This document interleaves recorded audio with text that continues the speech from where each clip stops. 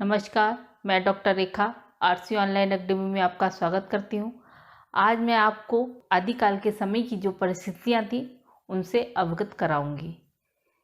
जैसा कि हम जानते हैं आदिकाल में बहुत अच्छा साहित्य लिखा गया, लेकिन वह साहित्य किन परिस्थितियों में लिखा गया ये जानना आवश्यक है। अगर हम इस चीज़ को नहीं जानेंगे तो हम आदिकाल के साहित्य को नहीं समझ पाएंगे। तो आदिकाल के उस समय धार्मिक, राजनीतिक, सामाजिक, साहित्यिक कैसी परिस्थितियाँ थी वह आज हम इस वीडियो में जानेंगे।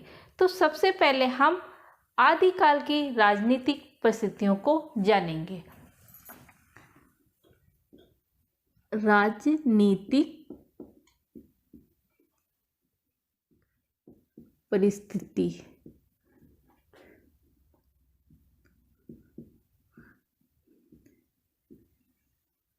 तो आदिकाल के समय क्या था, हर्षवर्धन, जैसा कि आप लोग जानते होंगे हर्षवर्धन सम्राट की मृत्यु हो चुकी थी और उनकी मृत्यु संवत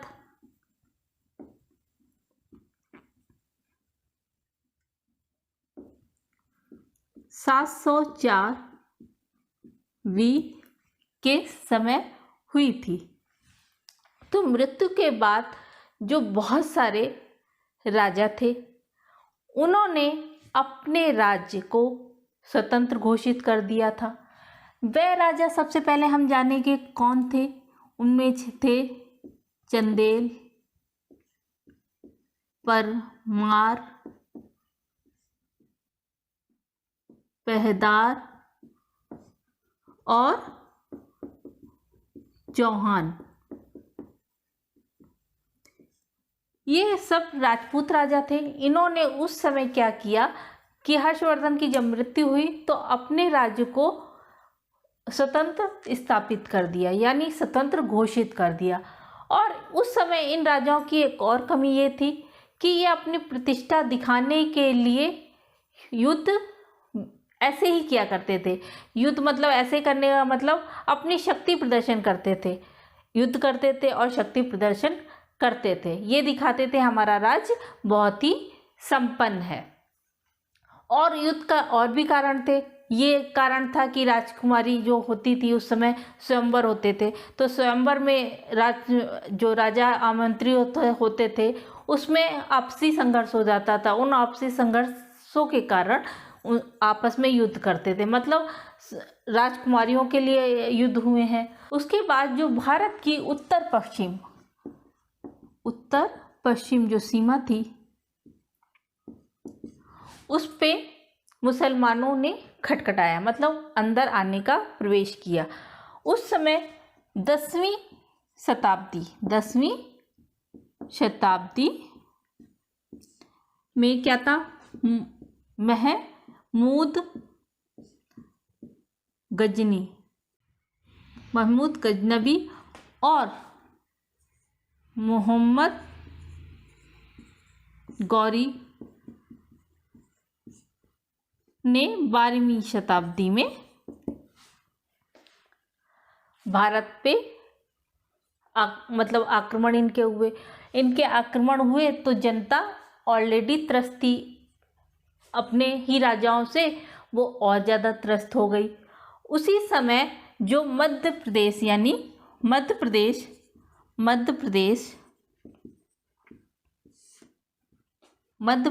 एवं पश्चिम पर यवन शक्तियों का जो यवन थे उनका आक्रमण हुआ। इन आक्रमण से क्या हुआ कि जो राजा थे युद्ध में व्यस्त हो जाते थे और उनको कोई प्रभाव नहीं पड़ता था कि किस देश पर किस यवन ने या मुसलमानों ने आक्रमण किया। वह ना किसी को सहयोग देते थे और ना ही उनका साथ देते थे। उनको क्या था, अपने राज से मतलब था, क्योंकि उस समय क्या था, जो एकजुटता थी वह खत्म हो गई थी राजाओं में अपने आप में। तो जो हमारी राजनीतिक परिस्थिति ये कह सकते हैं कि उस समय जो राजा थे वे एकजुट ना होकर युद्धों में व्यस्त रहते थे और उस समय मुसलमानों यवनों का आक्रमण भारत पर मतलब हिंद देश प्रदेशों में होने लगा था। उनमें सबसे ज़्यादा नाम दिल्ली आता है, दिल्ली, कन्नौज और अजमेर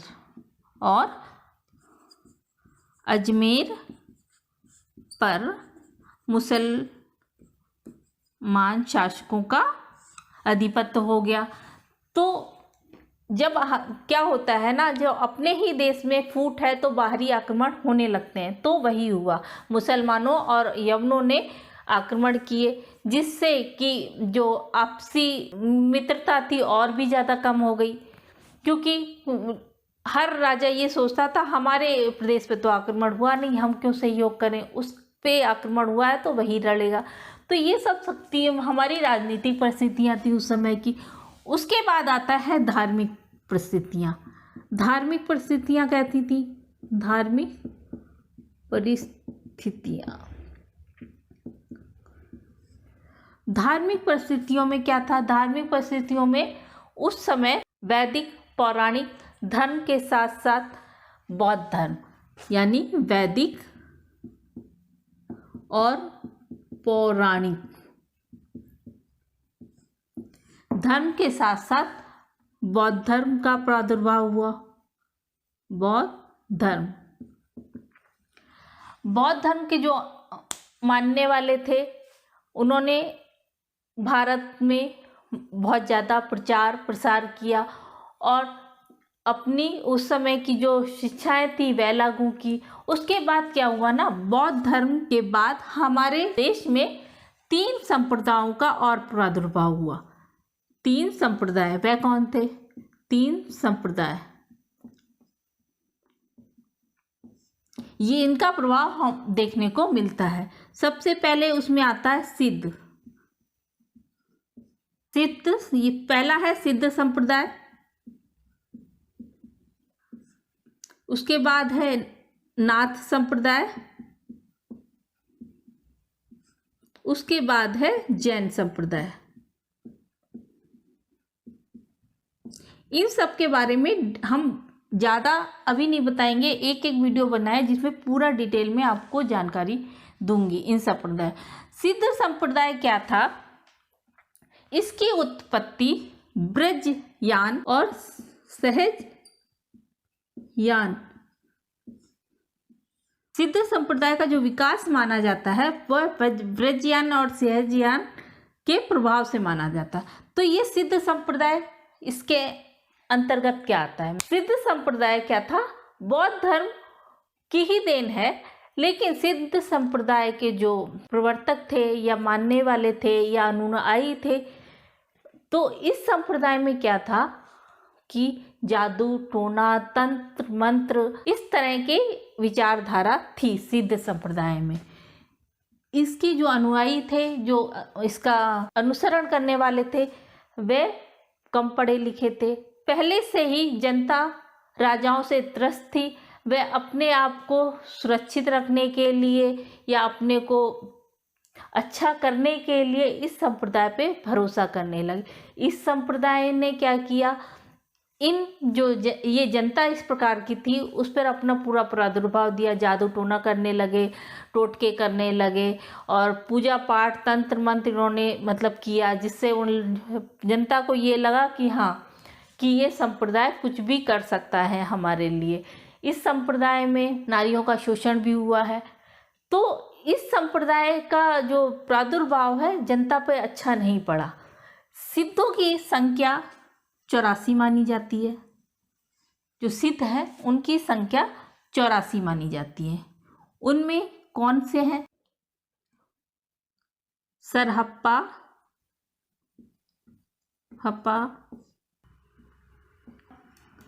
शबरपा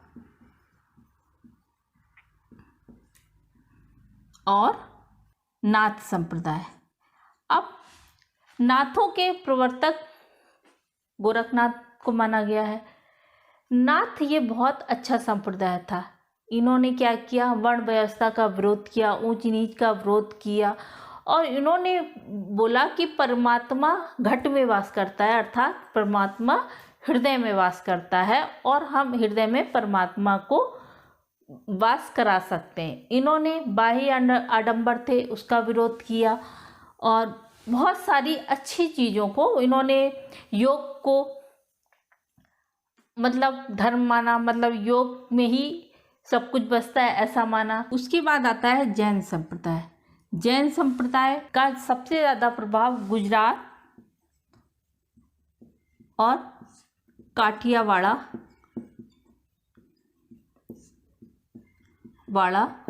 पर इसका प्रभाव सबसे अधिक पड़ा। इसके अनुयायी में चालुक्य, सोलंकी और राष्ट्रकृत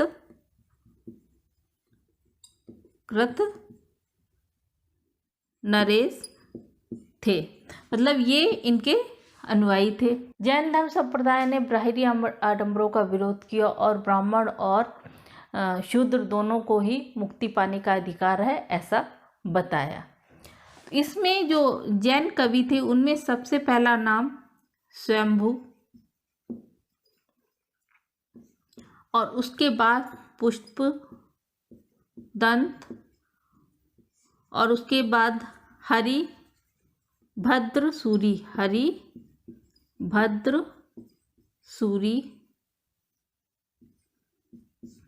और शालिभद्र सूरी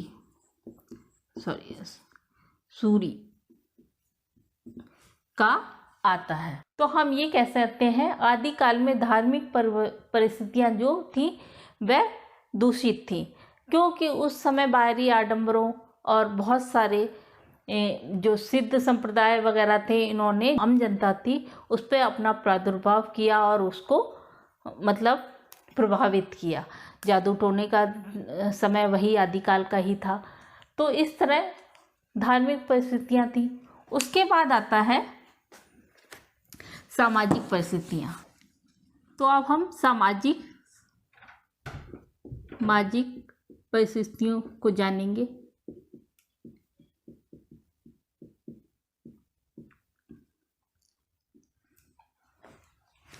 तो राजनीतिक और धार्मिक परिस्थिति अच्छी ना होने के कारण सामाजिक परिस्थिति भी अच्छी नहीं थी, क्योंकि राजा युद्ध में व्यस्त रहते थे और धार्मिक जो लोग थे वह जनता का शोषण कर रहे थे। तो जनता जो थी वह पूरी तरह से तंत्र मंत्र पूजा पाठ आदि में व्यस्त थी। वह जो पुजारी थे वह आम जनता का शोषण कर रहे थे और उसी समय मुसलमानों का प्रादुर्भाव जैसा कि हुआ था। तो जो मुसलमान थे वह अपना प्रादुर्भाव करने के चक्कर में या प्रादुर्भाव दिखाने के लिए पूजा पाठ में विघ्न डाला करते थे। और उस समय की जो सामाजिक स्थिति थी वह कैसी थी? वह ये थी कि जो सुंदर राजकुमारियाँ हुआ करती थी, राजा उनके लिए युद्ध किया करते थे। समाज में स्त्रियों की दशा अच्छी नहीं थी और उस समय जैसा कि सती प्रथा चल रही थी, सती प्रथा को एक हिसाब से कोढ़ माना जाता है, तो वह प्रथा उस समय चल रही थी। तो सती प्रथा का प्रादुर्भाव था। सती प्रथा का प्रादुर्भाव इसलिए था क्योंकि जो मुस्लिम राजा थे या मुस्लिम शासक थे वह जो लड़कियां थी या विधवाएं थी उनको उठा ले जाया करते। तो सती प्रथा का भी चलन बहुत ज़्यादा था और जो राजपूत थे वह राजकुमारियों से बलपूर्वक विवाह करना चाहते थे और स्त्रियां उस समय पूजनीय नहीं थी। स्त्रियां उस समय शोषित थी, उनको नीच दृष्टि से देखा जाता है, समाज में पौरुष स्थापित था। तो इस तरह समाज में जो स्थिति थी वह दयनीय थी स्त्रियों की। समाज में क्षत्रियों का प्रादुर्भाव था। जो क्षत्रिय राजा थे, क्षत्रियों का प्रादुर्भाव बहुत ज़्यादा था और जो राजपूत राजा थे वे अपने शौर्य को दिखाना चाहते थे, तो वो युद्ध में ही व्यस्त रहते थे। और क्षत्रिय लोग थे वो जनता का भी शोषण करते थे। मतलब कहीं पर भी आप देख लीजिए तो क्षत्रियों ने कभी कभी जनता का भी शोषण किया है। तो इस तरह से जो समाज की स्थिति थी वह बहुत ज़्यादा अच्छी नहीं थी। उसके बाद आता है साहित्यिक प्रवृत्ति, साहित्य परिस्थिति।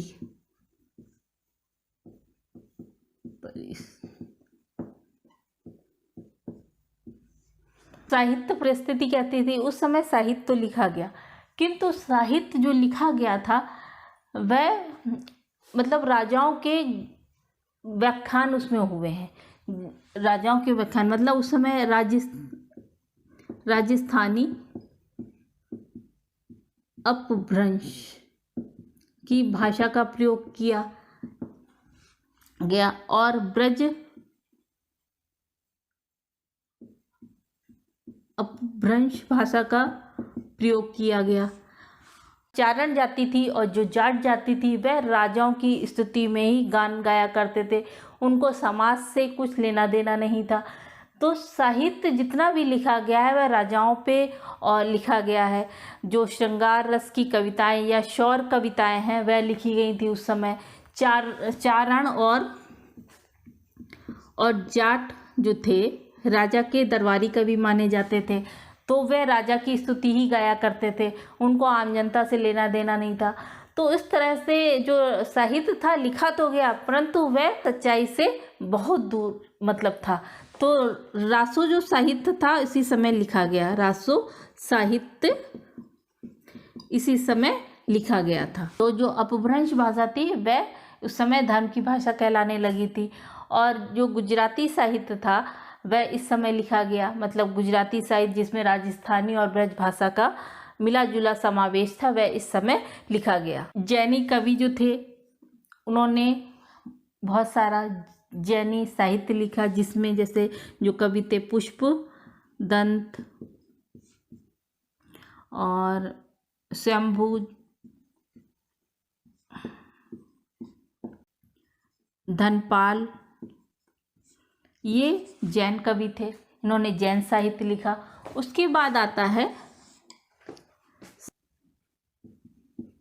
सांस्कृतिक परिस्थिति।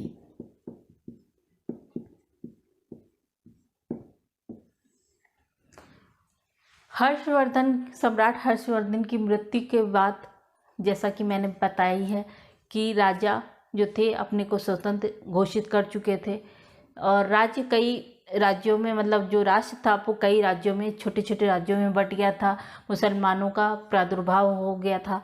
तो जो मंदिर मठ जो थे वह मुसलमान राजाओं ने तोड़ने स्टार्ट कर दिए, मतलब तोड़ना चालू कर दिया। उन्होंने इसलिए तोड़ा क्योंकि राजा एकजुट थे नहीं और वह जनता पे अपना आधिपत्य जताने के लिए उनको डरा धमका के उनके मंदिर और मठों को तोड़ने लगे थे। तो मंदिर और जो मठ थे, मंदिर मठ, इनको नष्ट करना चालू कर दिया मुसलमान राजाओं ने। और हिंदुओं की स्थापित कला जो थी वह धार्मिक भावनाओं से ओतप्रोत थी, मतलब जो उनकी जो स्थापित कला थी वह धार्मिक ज़्यादा थी। तो जो मुसलमान थे उनको ये चीज़ अच्छी नहीं लगती थी, इसलिए उन्होंने क्या किया कि मंदिर और मठ आदि को नष्ट करना चालू कर दिया। और उनकी भावनाओं, जो हिंदू थे उनकी भावनाओं को ठेस कैसे कर सकते थे, धर्म पे आघात करके ही मतलब किसी की भावनाओं को ठेस पहुंचाया जा सकता है, इसलिए उन्होंने मंदिर और मठ को नष्ट करना चालू किया। अब मुस्लिम संस्कृति का भी प्रभाव हिंदुओं पे पड़ने लगा, हिंदुओं का प्रभाव मुस्लिम पर और मुस्लिम का प्रभाव हिंदुओं पर पड़ने लगा। तो आज हमने आदिकालीन साहित्य की जो परिस्थितियाँ थी उनके बारे में जाना कि राजनीति कैसी थी, धार्मिक कैसी थी और सामाजिक, साहित्य और सांस्कृतिक परिस्थितियाँ क्या थी और कैसे कैसे प्रभाव पड़ा। इसके बाद जो मैं वीडियो बनाऊंगी वह आपको, जैसा मैंने पहले ही बताया, जो साहित्य है उसके बारे में बनाऊंगी। अगर आपको हमारा ये वीडियो पसंद आया है तो हमारे चैनल को सब्सक्राइब करें, वीडियो को लाइक करें। नमस्कार।